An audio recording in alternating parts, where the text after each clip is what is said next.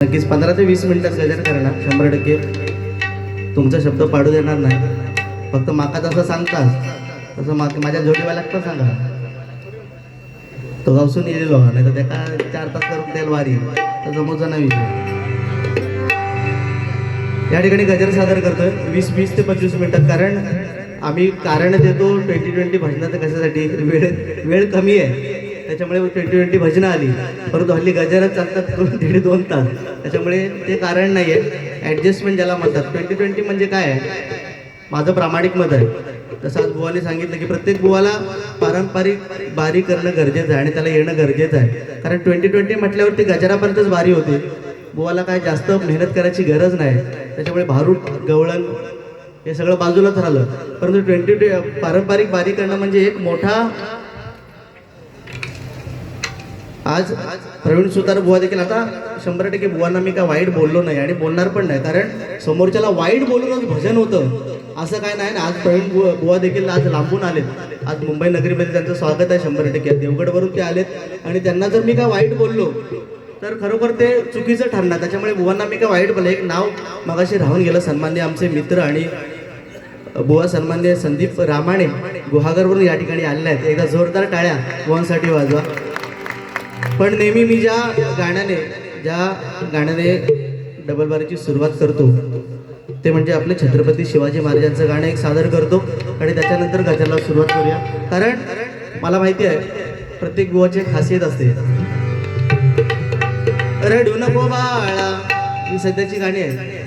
मी पाण्याला जाते, आता तो बाळ काढता आणि बाई पाण्यात जातात, पण तिचो या भजनाचो काय संबंध माका सांगा. पण ही गाणी म्हणायची का, गाणी म्हटले की 100-200 जास्त मिळतात, पण तुम्ही माका म्हणू देत नाही. छत्रपती शिवाजी महाराजांचं गाणं या ठिकाणी सादर करतो.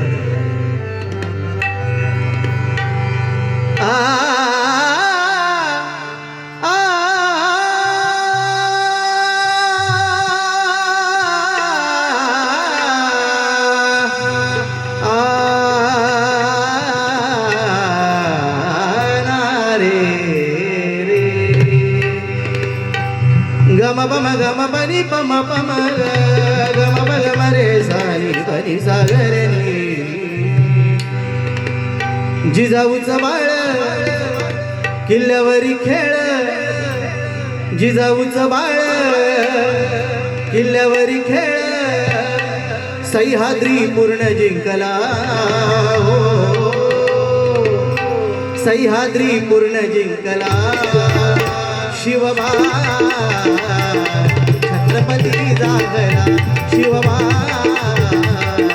छत्रपती जागला, शिवबा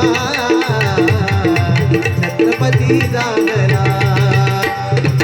जिजाऊचं बाळ किल्ल्यावरी खेळ, जिजाऊचं बाळ किल्ल्यावरी खेळ, सह्याद्री पूर्ण जिंकला हो, सह्याद्री पूर्ण जिंकला. शिवबा छत्रपती जागला, शिवबा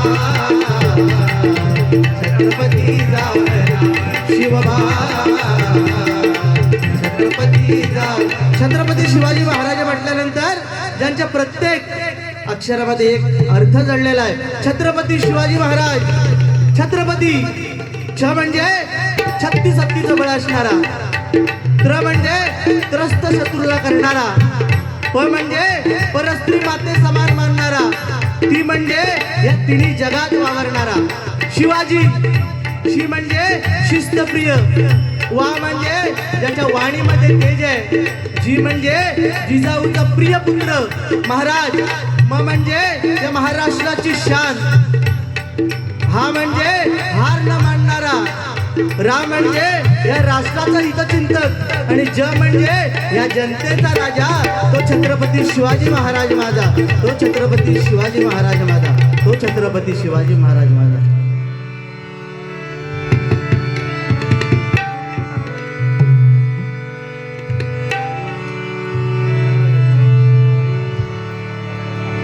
या राजधानीवरती भगवानी शान आहे, भगवानी शान आहे. रायगड किल्ला महाराष्ट्राची शान आहे. रायगड किल्ला महाराष्ट्राची शान आहे. रायगड किल्ला महाराष्ट्र. थांबा बस, गाडी म्हणायची नाही, बाजूला एक मारतले नाही तर माता हरकत नाही. या ठिकाणी गाजराला सुरुवात करतो, पण तत्पूर्वी आपल्या सगळ्या कोकणवासियांचं एक आणबाण शानचे नवीन गाणं आलं, एकच म्हणतो. हॅलो हॅलो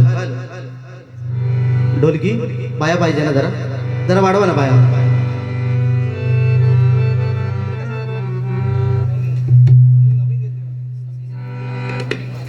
कमी करा, आम्ही वाजतो.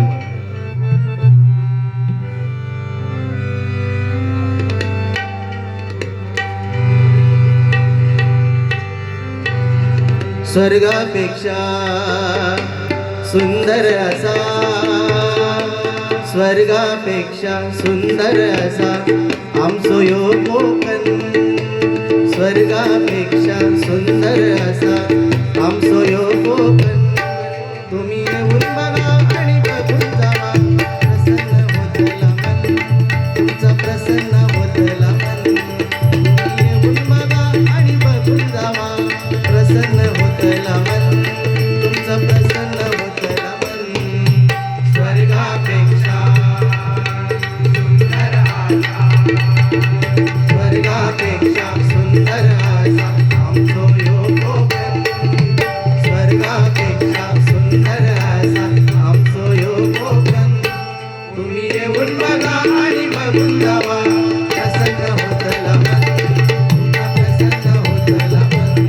तुम्ही येऊन बघा आणि बघून जावा, प्रसन्न होतला मन, तुमचा प्रसन्न होतला मन. धन्यवाद. त्यानंतर एक नवीन गाणं आलं होतं.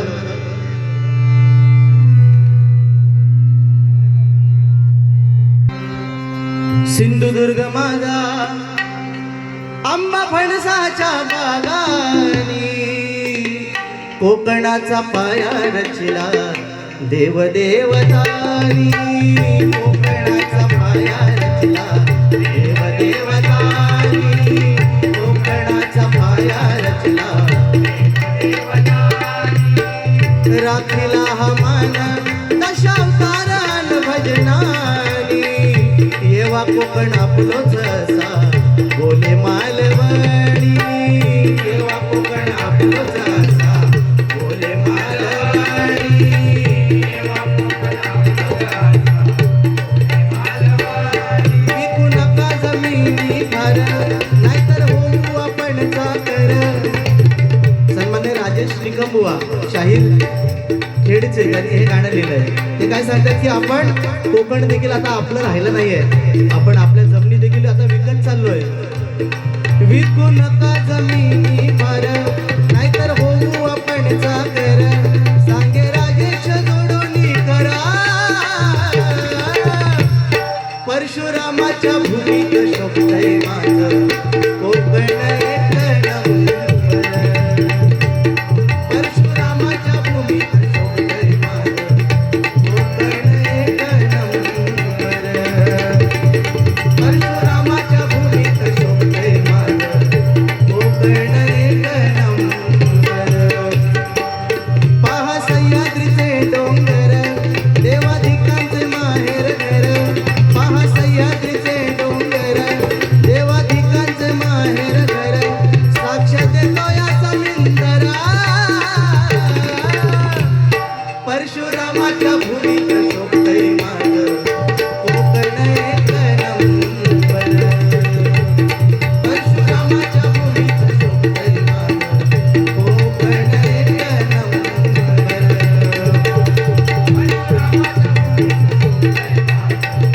कोकण एक नंबर. या ठिकाणी गजराला सुरुवात करूया.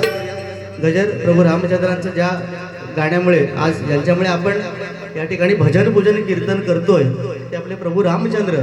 परंतु प्रभू रामचंद्र जन्माला कसे आले थोडक्यात या गजराच्या माध्यमातून सांगण्याचा प्रयत्न आहे.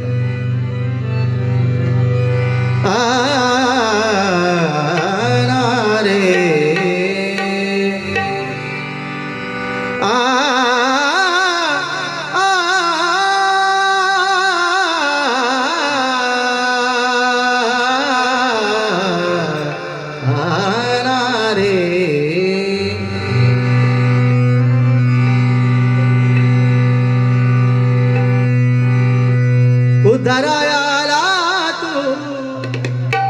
हे महत्वाचं, हे महत्वाचं. हॅलो, या ठिकाणी आमचे मित्र सन्माननीय मार्गदर्शक बटावली कमी ना 100%. अहो अगदी कमी केले तरी पण तुम्ही कमी म्हणतात, अजून पण अजून किती कमी करू. त्यांच्याकडे 200 रुपयाचा वार्षिकला धन्यवाद. हे बतावणी कमी करण्यासाठी पैसे येतात, म्हणजे विचार करा. बतावणी कमी ना, धन्यवाद. आमचे कुंटे गुरुजी यांच्याकडून देखील हे 200 रुपयाचा वार्षिकला धन्यवाद.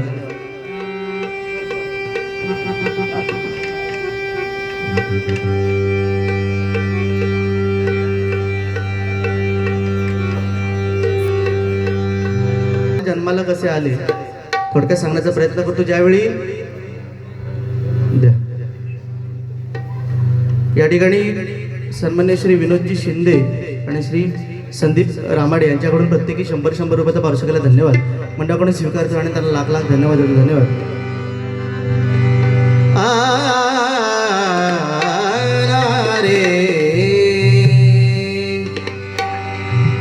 उद्धारायाला तू भक्त जना शिवपुत्र देवा तू. आता शिमगे झाले, सगळा झाला, आता गणपती. गौरीपुत्र देवा तू दया घना प्रथमा वंदन तुला हे मोरया श्री गजानना वंदन तुला हे मोरया श्री गजानना उद्धारायाला तू भक्त जना गौरीपुत्र देवा तू दया घना प्रथमा वंदन तुला हे मोरया श्री गजानना वंदन तुला श्री गजानना. गजराच्या माध्यमातून थोडंसं चांगलं एक 10 मिनिटात गजर आटपणार, मग अभंग गवळण आणि बुवांकडे वाडी सुपूर्त करूया तुमच्या म्हणण्यानुसार. तर मका आणलाच तुम्ही, त्याच्यामुळे तुम्हाला मी नाहीच म्हणू शकत नाही.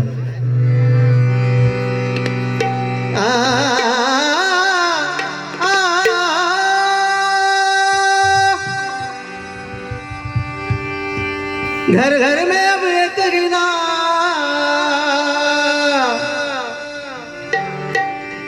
हर घर में अब एक ही नाम, एक ही नारा गूंजेगा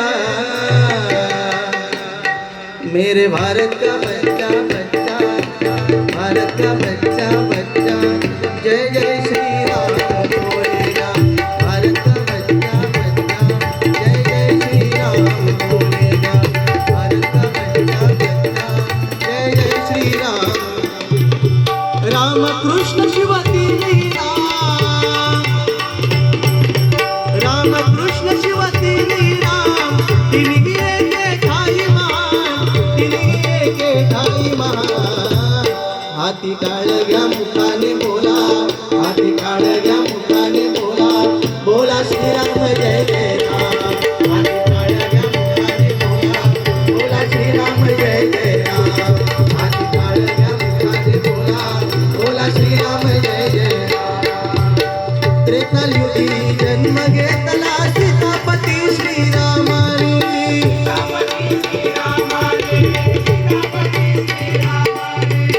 त्रेतायुगी जन्म घेतला सीतापती श्रीरामानी. हो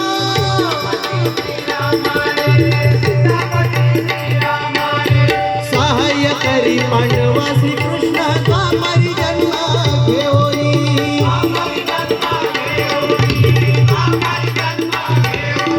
त्रेतायुगात जन्म कोणाचा झाला तर प्रभू रामचंद्रांचा जन्म. परंतु प्रभू रामचंद्र जन्माला कसे आले?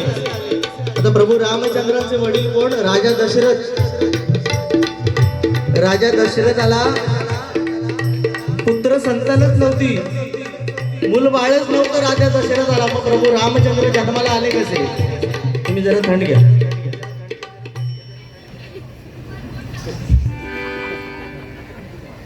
प्रभू रामचंद्र यांचे वडील कोण? दशरथाला पुत्र संतानच नव्हती, त्याला मुलबाळच नव्हतं, मग दशरथ राजा जन्माला कसे आले?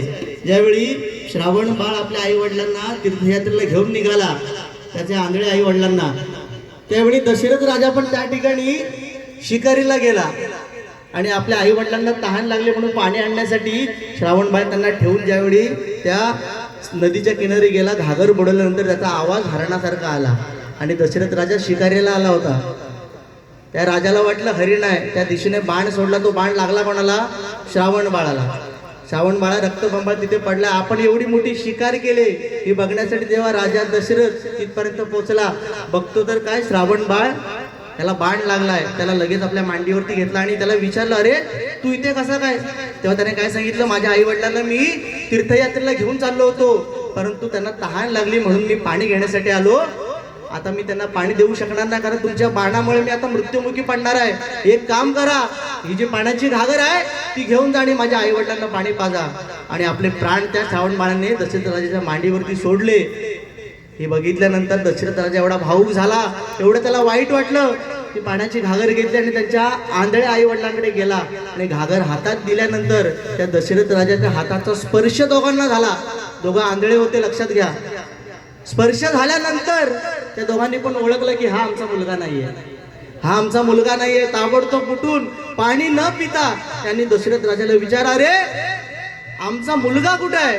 तू आहेस कोण? तेव्हा दशरथ राजाने खरं खरं सांगितलं की माझ्या हातून तुमच्या मुलाचा वध झाला. हे ऐकल्यानंतर त्या दोघांनी, त्या दोघा आंधळ्या आई वडिलांनी त्या दशरथ राजाला शाप दिला. काय? की जसं तू आमच्या मुलाला मारलंस तसं तू देखील पुत्र पुत्र करून मरशील. काय सांगितलं? पुत्र पुत्र करून मरशील. दशरथ राजाला मुलबाळच नव्हतं. एकीकडे दशरथ राजाला आनंद झाला की आता मला मूल होणार, मुलबाळ होणार, आणि एकीकडे दुःख असलं झालं की मुलं होणार पण ती माझ्यापासून दूर जाणार. घरी गेल्यानंतर लगेच दशरथ राजाने पुत्र कामेष्टीचा यज्ञ आरंभला आणि त्या यज्ञात मिळालेला प्रसाद आपल्या तिन्ही राण्यांना समान वाटून दिला. प्रसाद का? तर त्याच्यापासून त्याला उत्पत्ती, मुलाची उत्पत्ती होणार होती म्हणून तिन्ही राण्यांना समान प्रसाद वाटून दिला. आता कैकेयी राजाची अतिशय प्रिय आणि जवळची राणी, तिला काय वाटलं, हो मी तुमची अतिशय प्रिय असताना या दोघींसारखा मला समान प्रसाद नकोय, मला जास्त हवाय, जास्त. हे तिच्या मनात द्वेष निर्माण झाल्याबरोबर तिच्या हातातला प्रसाद घार आल्याने घेऊन गेली. आता हिच्या हातात काय नाही. शेवटी कौशल्याने आपल्यातला अर्धा, सुमित्रेने आपल्यातला अर्धा, असे दोन भाग तिच्या हातात पडले म्हणून तिला दोन मुलं झाली. भरत शत्रुघ्न, कौशल्याचा राम आणि तो लक्ष्मण. प्रभू रामचंद्र जन्माला कसे आले? पुत्र कामेष्टीचं यज्ञ आरंभल्यानंतर. आणि जो प्रसाद, जी घार घेऊन गेली, तो प्रसाद त्या घारीने कोणाच्या पदरात टाकला? अंजनी माता ज्यावेळी तपश्चर्याला बसली होती, तो एक मोठा प्रसादाचा गोळा अंजनी मातेच्या पदरात टाकल्यामुळे बलाढ्याचे हनुमंत जन्माला आले. ही खरी आख्यायिका आणि हे खरं अध्यात्म आहे आपलं, आणि हे आपण खरं टिकवून ठेवलं पाहिजे भाजनाच्या माध्यमातून. बाकी चंद्रा येणार, सगळ्या गाणी येणार, सगळी गाणी बुवा लोक म्हणतात, परंतु हे कुठंतरी भान आपल्याला, म्हणजे मी काय मोठा ज्ञानी आहे किंवा मी बुवांना उद्देशून बोलतो अशी काही गोष्ट नाही. प्रत्येक जण आपल्या परीने भजन करत असतो. माझं म्हणणं तर असं आहे, ज्याला जे जमतं तो आपल्या परीने भजन करत असतो. त्याच्यामुळे दुसऱ्याला वाईट बोलून भजन करणारा मी अजिबात नाही. आता एवढं चांगलं मंदिर या ठिकाणी मानलंय. एका गावात असंच एक मंदिर होतं, पडीक मंदिर, आणि त्या गावात दौंडी पिटली की शंकराचं मंदिर होतं, आणि त्या गावात दौंडी पिटली की येणाऱ्या महाशिवरात्रीला ह्या प्रदेशाचा राजा ह्या मंदिरात ह्या दर्शनाला येणार आहे. हे ऐकल्यानंतर त्या मंदिराचा जो पुजारी होता तो मोठ्या टेन्शन मध्ये येईल होतो. पुजारी तो म्हणता, अरे मंदिर अगदी पडीक आहे, त्याला ना भिंत आहे ना दरवाजा, आता करायचं काय? त्या पुजाऱ्याने काय केलं? 20,000 रुपयाचं कर्ज काढलं एका सावकाऱ्याकडून आणि मंदिर अगदी सुशोभित करून घेतलं. आणि झालं, महाशिवरात्रीचा दिवस उजाडला, राजा येणार म्हटल्यानंतर अगदी मंदिर टकाटक करून टाकलं 20,000 रुपयाच्या कर्ज घेऊन. महाशिवरात्रीची सकाळ उजाडली, राजा पुढे 2 घोडे प्रधान, मागे 2 घोडे, आणि मध्ये हत्तीवर बसून राजा उतरला आणि डायरेक्ट मंदिरामध्ये घुसला दर्शनासाठी. आता त्या बिचाऱ्या पुजाऱ्याने एवढा डामडौल केल्याने कशासाठी? राजा येणार आणि काहीतरी दक्षिणा ठेवणार, ह्या हिशोबाने त्याने 20,000 रुपयाचा कर्ज काढलेला. राजा इलो डायरेक्ट मंदिरात घुसलो. देवाचं दर्शन घेतल्यानंतर राजाने ₹1.25 घेतला आणि देवासमोर ठेवल्या. हे बघितल्यानंतर पुजारी अजून टेन्शनमध्ये गेलो. म्हणता अरे मी केलंय काय आणि आता होणार काय. पण पुजारी एवढं हुशार आमच्या बुवांसारखं, त्याने काय केलं, कसं कसं राजात बाहेर काढला. राजा घरी गेल्यानंतर ह्याने काय केलं, तो ₹1.25 होतो तो आपल्या मुठीत धरल्या. मुठीत धरल्याने जी धाव घेतल्या गावाच्या वेशीवर गेलो आणि जिथे दौंडी पिटली होती राजा मंदिरात येणार दर्शनाला, त्या ठिकाणी उभा राहून त्याने दौंडी पिटायला सुरुवात केला. अरे आज महाशिवरात्री निमित्त आपल्या ह्या प्रदेशाचा राजा आपल्या मंदिरात आला होता आणि राजाने दिलेले अमूल्य धन माझ्या मुठीत आहे आणि त्या धनाचा मी आज लिलाव करणार आहे. त्या धनाचा मी आज लिलाव करणार आहे. कोण कोण या लिलावाला तयार आहे. पहिलो माणूस उठलो, म्हणता मी ₹20,000 देतोय. तर या माणसाच्या जीवात जीव आलो. म्हणता 20,000चं कर्ज तरी पिटत नाही. म्हणता 20,000 ह्या धनाचं मूल्यच नाही तेवढं. दुसरं सावकार उठलो, म्हणता 50,000 नाही 75,000 नाही. म्हणता 1,00,000वर पोचलो तरी हो माणूस मुठ उघडायला तयार नाही. शेवटी ही बातमी राजापर्यंत पसरली. तर राजा गेलो टेन्शनमध्ये. तर राजाकच माहिती आहे मी या मंदिरात काय ठेवलेला. आता राजाची इज्जत जाणार. शेवटी राजा कसं बघाशी घोड्यावर नेलो होतो, आता चालतच गेलो. ते का म्हणता हे बाबा तुका मी ₹1,00,000 देते पण ही मूठ कधी उघडू नकोस. आणि तेव्हापासून ही म्हण पडली, झाकली मूठ ₹1,00,000ची. वाईट बोलायला पाहिजे असं नाही ना, समोरच्याला वाईट बोलून भजन होतं असं नाही. म्हणून म्हणतो बघा,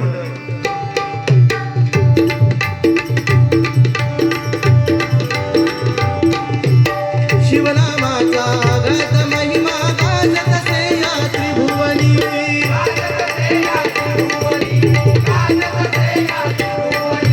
कलियुगी आले भक्त रक्षणा हात कटेवरी देवोनी.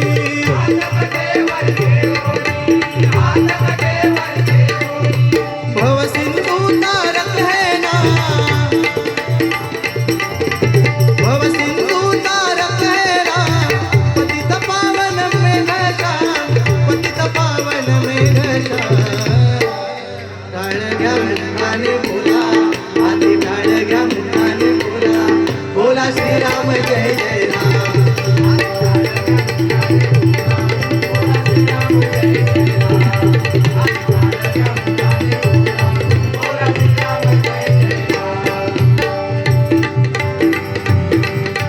संतांनी मुखी नाम घेतले सदोदित विठुरायाचे.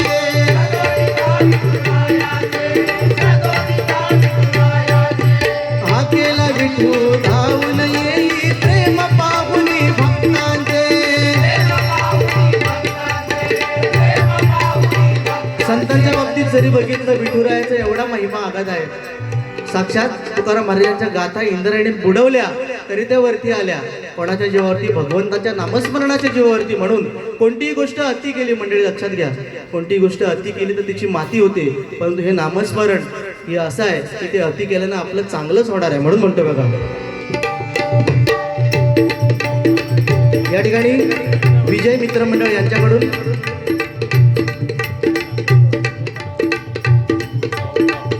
प्रसन्न मंगेश नवार,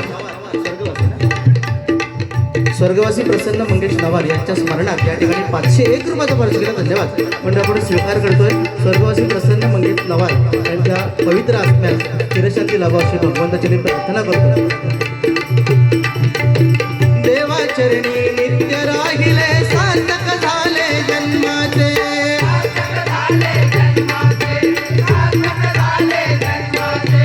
भांडण करून तल्लीन होती भजनी नित्य विठुरायाचे.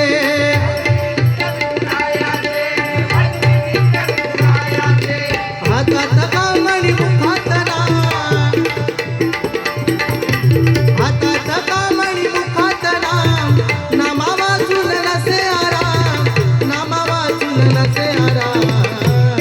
हाती टाळग्या मुखाने बोला, हाती टाळग्या मुखाने बोला, बोला श्रीराम जय जय राम. हाती टाळग्या मुखाने बोला, बोला श्रीराम जय जय राम. हाती टाळग्या मुखाने बोला, बोला श्रीराम जय जय राम. संतांचा वारसा जपिला ज्येष्ठ पंचरत्नांनी.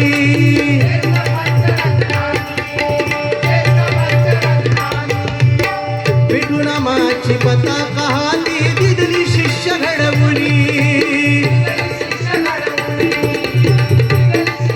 संतांचा वारसा कोणी चालवला तर आपली ही पंचरत्न कोकण कलाभूषण चंद्रकांत कदम बुवा, भजन महर्षी परशुराम पांचाळ बुवा, संगीत रत्न विलास पाटील बुवा. प्रत्येकाची एक वेगळी छबी. भजनात कदम बुवा पेटीवर बसले की नुसतं टाळ्या, पांचाळ बुवा पेटीवरती बसले की गायन कसं करावं, एखाद्या रागाची मांडणी कशी करावी, आणि पाटील बुवा पेटीवरती बसले की पेटी कशी वाजवावी. प्रत्येकाची एक वेगळी छबी. आमचे कदम बुवा 1 2 3 धरून पेचीन हातात गावलंस तर गाड्याचे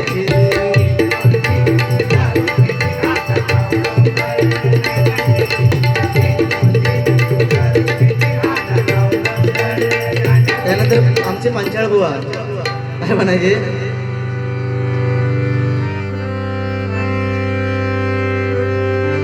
तुझं गो कसो नि माझं गो कसो, तुझी गो कशी नि माझी गो कशी, पोरा पोरा. पांचाळ बुवांचं आमच्या गाणं. हे गुलाब राजा बसून सिंहासनी सांगतोय का, क्षणभंगुर हे जीवन फुले, बुवा तुम्ही भांडू नका. हे आमचे पांचाळ बुवा. पकवास घ्या. हरे रामा हरे कृष्णा, गुलाब राजा बसून सिंहासनी सांगतोय का, क्षणभंगुर हे जीवन फुले, बुवा तुम्ही भांडू नका. हरे रामा हरे कृष्णा, हरे रामा हरे कृष्णा, हरे रामा हरे कृष्णा, हरे रामा हरे कृष्णा. त्यानंतर आमचे विलास पाटील बुवा. या ठिकाणी सन्मान्य सुरेखा पटवर्धन यांच्याकडून 100 रुपयाचं पारितोषिक. त्याचप्रमाणे श्री सिद्धिविनायक प्रासादिक भजन मंडळ डोंबिवली या ठिकाणी सन्मान्य संतोष प्रभाकर शिरसाट बुवा यांच्याकडून माझ्यासाठी हे 200 रुपयाचं पारितोषिक. धन्यवाद धन्यवाद. पाटील बुवा. पंढरीच्या वाळवंटात खेळ क्रिकेटचा मांडियला,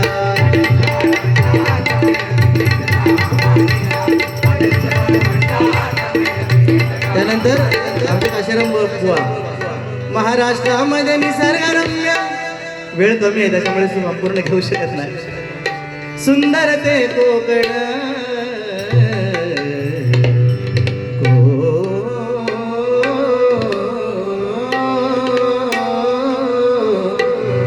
महाराष्ट्रामध्ये निसर्गरम्य सुंदर ते कोकण. या कोकणात गणेश चतुर्थीचा मोठा सण, या कोकणात गणेश चतुर्थीचा मोठा सण, या कोकणात गणेश चतुर्थीचा मोठा. हे महाड चिपळूण संगमेश्वर, पुढे राजा राजापूर. या ठिकाणी आमचे मार्गदर्शक सन्माननीय गोसावी सर या ठिकाणी उपस्थित झाले. माझ्या भजन मंडळाच्या वतीने त्यांचे आभार मानतो. धन्यवाद धन्यवाद. महाड चिपळूण संगमेश्वर, पुढे राजा राजापूर.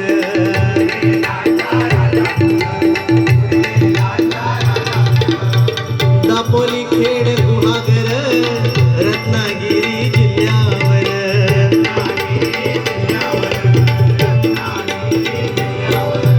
गणेश पूजिती लक्ष वेदिती शक्ती तुरा नाचून, गणेश पूजिती लक्ष वेदिती शक्ती तुरा नाचून. या कोकणात गणेश चतुर्थीचा मोठा सण, या कोकणात गणेश चतुर्थीचा मोठा सण, या कोकणात गणेश चतुर्थीचा. धन्यवाद. अशी आमची ही पंचरत्न या ठिकाणी दर्शना परब यांच्याकडे 100 रुपयाचा पारितोषिक. धन्यवाद. अशा ह्या पंचरत्नाने दिलेला वारसा आम्ही कुठेतरी चालण्याचा प्रयत्न करतो. या ठिकाणी गजराचा शेवट करतो. धन्यवाद. कदम पांचाळ पाटील परबावा मन चिंतामणी हो,